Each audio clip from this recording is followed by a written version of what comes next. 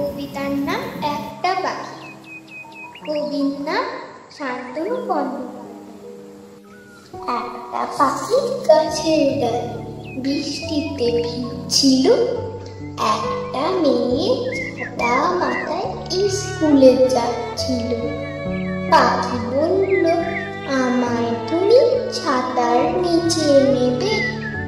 একখানা বই একবারটি পড়তে তুমি দেবে?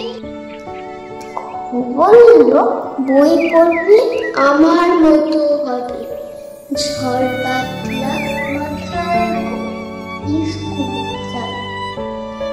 তার চেয়ে তুমি পাখি আছো, পাখি বই নিয়ে বাঁচো। ঝড় বৃষ্টি গায়ে মেঘে গাছের ডালে নাচো। বই পড়লে কাজ ভুলবে, হারিয়ে যাবে সুর, হারিয়ে যাবে রঙিন আকাশ, স্বপ্ন সমুদ্র